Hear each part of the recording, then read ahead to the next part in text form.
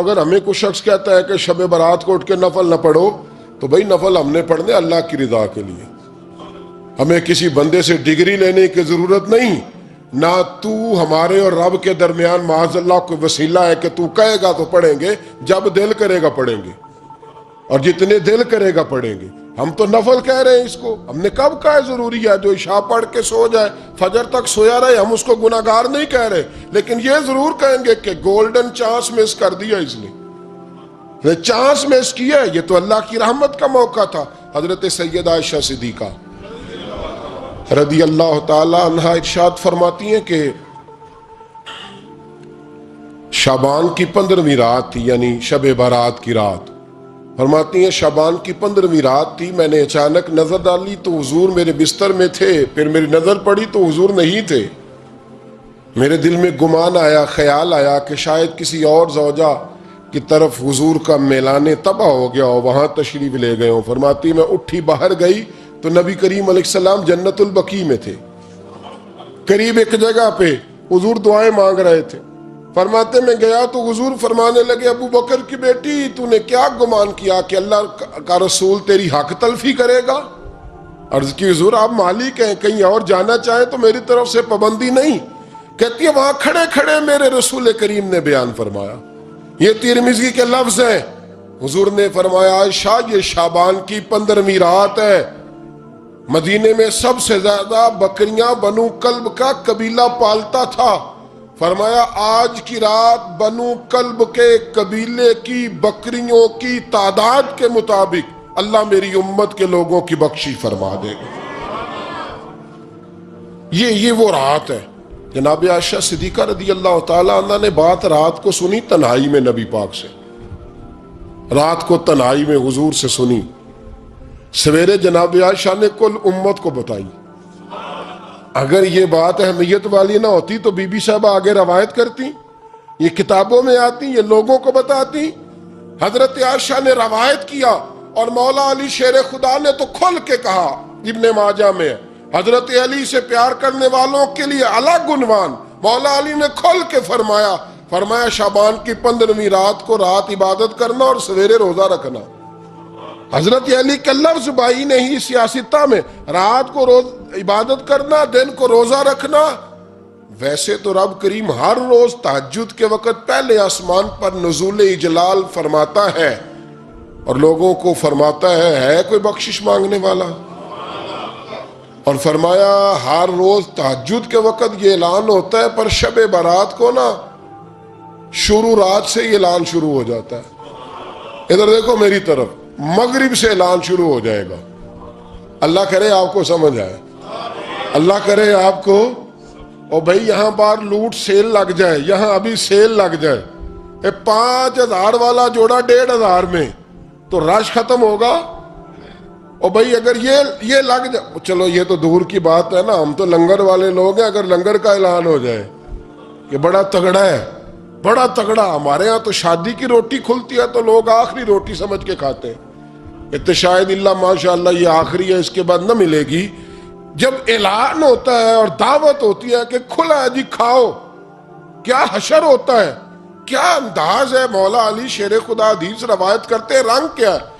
فرمایا باقی راتوں میں نا تھوڑا سا پیکج ہوتا ہے، تھوڑا سا، آخری حصے میں رات کے شب برات کو نا رات چڑھتے ہی اللہ پہلے آسمان پر جو اس کی شان کے لائق ہے نزول جلال فرماتا ہے، اور پہلا جملہ یہ فرماتا ہے کوئی معافی مانگنے والا؟ اللہ کرے آپ کو سمجھ آئے، یعنی معافی دینے والا کہہ رہا ہے چلو آؤ ادھر آؤ، ذرا معافی مانگو، میں معاف کرنے آیا ہوں، مانگو معافی۔ ہے کوئی معافی مانگنے والا؟ معاف کر دیں گے۔ اور آپ فرماتے ہیں ہے کوئی رزق مانگنے والا؟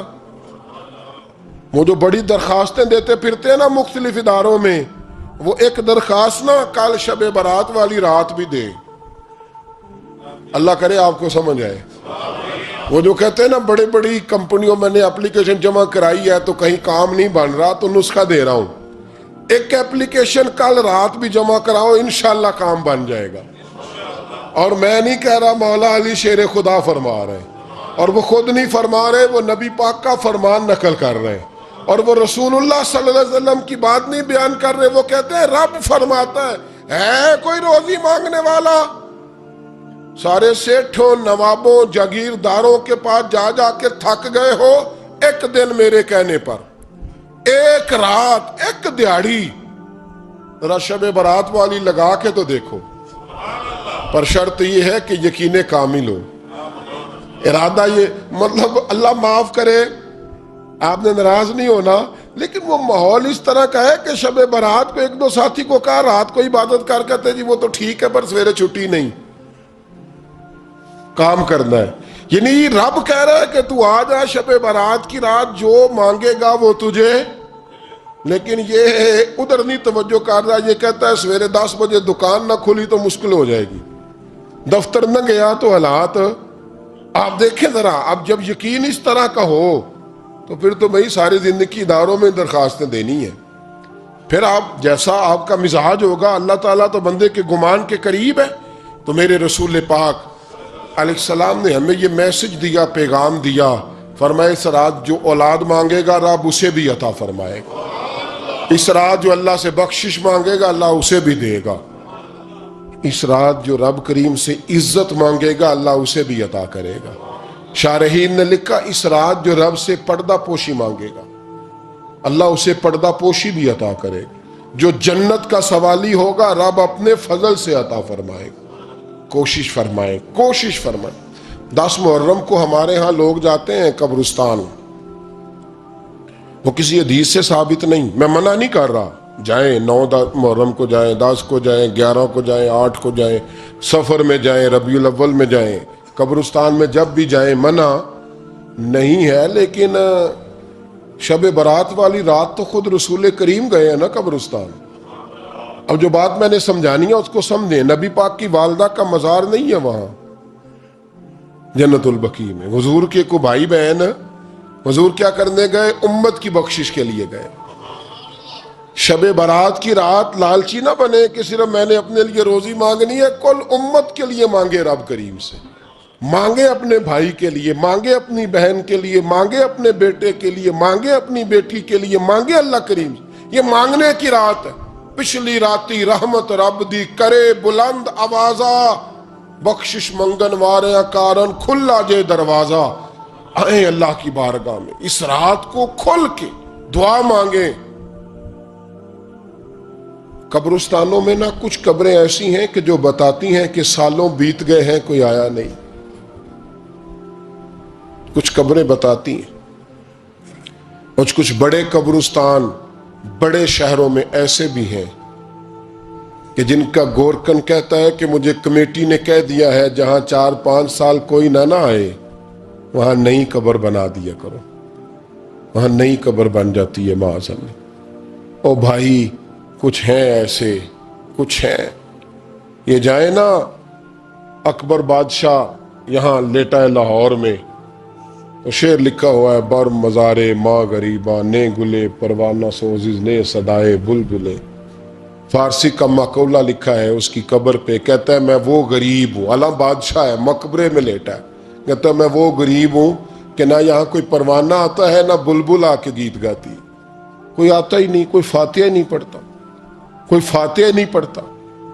او بھائی کئی قبریں ایسی ہیں جن پہ سالوں بیت گئے کوئی لوٹا نہیں، اور مشکات میں حدیث ہے میرے نبی کریم علیہ السلام نے فرمایا جو قبر میں ہوتا ہے وہ تو اس آدمی کی طرح ہے جو دریا میں ڈوب رہا ہے اور وہ انتظار کر رہا ہے کہ میرا بیٹا میرے لیے دعا مانگے، میری بیٹی دعا مانگے، پر بیٹے کو تو 27 سال ہو گئے، ملک سے باہر ہے، کاغذ بنے گے تو ابے کی قبر پہ آئے گا نا، اس کے تو کاغذات ہی نہیں مکمل ہو رہے، وہ بیٹے کو تو مشکل ہے بڑی، وہ تو کاغذات نہیں بن رہے، وہ تو دولت کا مطالبہ پورا ہوگا تو جبھی وہ کام ہوگا نا، انتظار ہو رہا ہے قبروں میں میرا بیٹا دعا کرے، میرا بھائی دعا کرے، اور اگر بچہ دفن ہے تو وہ کہتا ہے میری ماں دعا کرے، میرا باپ دعا کرے۔ کوشش کریں شب برات بعد از مغرب یہ رواج پیدا کریں، یہ رسول اللہ کا طریقہ ہے صلی اللہ علیہ وسلم۔ قبرستان میں جائیں اور جا کر کے وہاں اللہ تبارک و تعالیٰ سے دعا مانگیں کہ یا اللہ جو اس قبرستان میں لیٹے ہیں وہ بھی، اور جو آج تک کلمہ پڑھنے والے دنیا سے گئے وہ بھی، اور جو قیامت تک جائیں گے وہ بھی، اے اللہ تو سب کی بخشش فرما دے۔ اللہ کی رحمت کو محدود نہ کریں کہ صرف مجھے بخش دے، اسے کہیں یا اللہ کل کی بخشش فرما۔ ساری امت کے لیے دعا کریں۔ شب برات کی رات نفل پڑھیں۔ ہمارے ہاں محفل ہوتی ہے ہر سال، الحمدللہ بڑے شوق سے، بڑا خوبصورت ہم اہتمام کرتے ہیں، لیکن میں اکثر دوستوں سے کہا کرتا ہوں کہ جن کو اکیلے میں نفل پڑھنے میں مزہ آئے وہ اکیلے میں پڑھیں۔ کتنی کھلی بات کر رہا ہوں، میں پابند نہیں کر رہا کہ آپ یہاں آئیں گے، محفل میں آئیں گے، ضروری ہے بھئی آپ کو اکیلے میں مزہ آتا ہے نا۔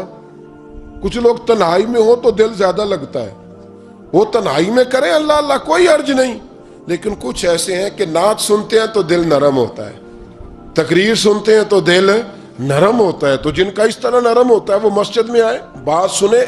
کچھ کو سب کے بیچ بیٹھ کے رونا آتا ہے۔ حضرت سعدی شیرازی فرمایا کرتے تھے کچھ لوگوں کے آنسو مجھے رلا جاتے ہیں، فرماتے ہیں کچھ کی آنکھیں دیکھ کے رو پڑتا ہوں، لہٰذا میں جب بھی ذکر کرتا ہوں محفلوں میں بیٹھ کے کرتا ہوں، تنہائیوں میں مجھ سے نہیں ہوتا، تو جس سے نہیں ہوتا وہ آئے نا، مسجد میں آئے، رات عبادت کریں۔ کل مغرب سے پہلے پہلے کام سمیٹ لیں سارے، اور مغرب کے بعد یہ رات شروع ہوگی، مغرب کے بعد ایک چھٹی کر لو اللہ رسول کے لیے، کر لیں گے انشاءاللہ تعالی ایک چھٹی۔ اور توبہ کی رات ہے، یہ توبہ کرنی ہے۔ توبہ کس کو کہتے ہیں؟ توبہ کا معنی ہے پچھلے گناہ پر پچھتانا، شرمسار ہونا۔ کہتے نہیں اے کاش میں نہ کرتا، اور وہ لفظوں میں نہیں، جملوں میں نہیں، توبہ رٹی رٹائی نہیں، شرمسار ہونا اور آئندہ گناہ نہ کرنے کا پکا ارادہ کرنا، اس کا نام توبہ ہے۔ دیکھیں اللہ تعالیٰ فضل کرے، میں نے پچھلے سال کہا تھا پھر کہتا ہوں، مسجدوں سے نا شب برات کی رات، شب قدر کی رات چیخوں کی آوازیں آتی ہیں، لوگ اتنا روتے ہیں نا، رونا چاہیے، کم روتے ہیں زیادہ رونا چاہیے، لیکن سوال یہ ہے کہ اتنا زیادہ لوگ شب برات کی رات روتے ہیں، کیا پھر سویرے بددیانتی ختم ہو جاتی ہے؟ جو رات مسجد میں کھل کے رو کے آیا ہے اس کا پروگرام ہے نا کہ اب ملاوٹ کبھی نہیں کرے گا، اب گاہکوں سے جھوٹ کبھی نہیں بولے گا، اب وہ بددیانتی کا معاملہ کبھی نہیں کرے گا، لیکن رات روتا بھی رہے اور سویرے پروگرام یہ ہو کہ میں نے پھر لوگوں کو فریب دینا ہے، داؤ لگانا ہے، تو اس نے توبہ کیا رات کے، یہاں بس یہ ایکٹنگ کر کے لوٹ آیا ہے، یعنی بڑی سجا بنا کر کے سوار کر کے رات توبہ کی۔ کیا مطلب ہے توبہ کا؟ کہ توبہ آپ نے کی۔ حضرت حسن بصری سے کسی نے کہا توبہ کیا ہے؟ فرمانے لگے توبہ یہ ہے کہ جس گلی سے رب نے تجھے منع کیا ہے دوبارہ پھر تو اس گلی میں نظر نہ آئے، تو نظر ہی نہ آئے، اور جس جگہ جانے کا رب نے تجھے حکم دیا ہے پھر تو دوبارہ وہاں سے غیر حاضر نہ ہو۔ اگر یہ پروگرام ہی نہیں، ارادہ ہی نہیں، بچے ایک دو مجھے کہنے لگے کل حضرت صاحب توبہ کے موضوع پر ہم نے گفتگو کرنی ہے، تو کوئی باپ بتائے کہاں پہ ہے، کچھ بچے شاگرد ہیں، کچھ مسجدوں میں جمعہ پڑھاتے ہیں۔ ایک نے مجھ سے کہا، تو میں نے کہا بیٹے پہلے مسجد میں جاؤ، 2 نفل پڑھو، توبہ کرو، توبہ کا ارادہ بناؤ، یہ رسم نہیں ہے۔ وہ نعت خواں بھی تو توبہ کر لینا جو شب برات کے دن لوگوں کو توبہ کرانے آیا ہے اور 25,000 کا سودا کر کے آیا ہے، تو آج اس کام سے تو توبہ کرنا، یہ نوٹ پھکوانے سے تو توبہ کرنا، یہ رسم ہے؟ ساری رات توبہ توبہ توبہ توبہ، یہ کیا معنی ہے اس کا؟ کیا مطلب کرے؟ امام غزالی فرماتے ہیں کہ ایک آدمی بادشاہ کا گارڈ تھا، سپاہی تھا، اس کا پہرے دار تھا، نگرانی کرتا تھا، بڑی وفاداری سے نوکری کرتا رہا۔ بادشاہ نے اسے تنخواہ کے علاوہ بھی بڑا نوازا، بڑا نوازا، بڑا نوازا۔ اسے بادشاہ نے بڑے الاؤنسز دیے، بادشاہ نے بڑا کچھ دیا، مکان دیا۔ کچھ سالوں کے بعد بادشاہ کو پتا چلا کہ یہ میرے لیے نہیں آتا تھا، اس کی تو میری کنیز پر نظر تھی، اس نے تو رات کی ڈیوٹی اس لیے لگوائی تھی کہ کنیز پر نظر تھی۔ تو امام فرماتے ہیں کہ بتاؤ پھر وہ بادشاہ اس کے ساتھ کیا سلوک کرے گا؟ وہ کیا سلوک کرے گا؟ تو لوگ کہنے لگے حضور لگتا یہ ہے کہ وہ 4-5 حصوں میں کاٹ کے تو کتوں کے آگے پھینکے گا۔ آپ فرمانے لگے میرا رب تو بڑا ہی کریم ہے، وہ تو ایسے نہیں کرتا، لیکن بتلاؤ اگر اسے پتا چلے کہ یہ رسم کے لیے آیا ہے، اس کی تو نظر ہی مال پہ ہے، یہ تو سویرے بدلے گا نہیں، یہ تو دھوکہ دے رہا ہے، یہ تو توبہ کرنے آیا ہی نہیں، اس نے تو ڈھونگ رچایا ہے، اسے تو پہلے سے خبر ہے، تو پھر تم کیا امید رکھتے ہو؟ پھر کیا رویہ رکھتے ہو؟ شب برات کی رات دھاڑے مار مار کے رونا اور صبح اسی طرح دھوکہ دینا، اسی طرح فریب کرنا، اسی طرح جھوٹ بولنا، اسی طرح بددیانتی کرنا، اسی طرح لوگوں کو لوٹنا، تو یہ رسم نہیں ہے توبہ۔ توبہ تو بدل جانے کا نام ہے، توبہ تو پھر سنور جانے کا نام ہے۔ توبہ تو اس طرح ہے جس طرح حضرت ابراہیم ابن ادھم نے کی تھی، وقت کے بادشاہ تھے، بادشاہ جب توبہ کی تو پھر ہر چیز چھوڑ دی، پھر مال لوگوں میں بانٹ دیا اور پھر ٹاٹ کا لباس پہن کر زندگی گزاری۔ لوگوں نے کہا حضور یہ تبدیلی ہے؟ فرمایا تبدیلی نہیں، یہ میری توبہ ہے، یہ میری توبہ ہے۔ جب توبہ کی تو پھر بدل کے کی، جب توبہ کی تو پھر تبدیل کیا آپ نے۔ یہ کیا توبہ ہوئی؟ ساری رات روتے رہے، سویرے دکان پہ جا کے پھر قسم اٹھائی کہ مجھے تو پڑتا ہی 11,000 کا ہے، یہ توبہ ہے؟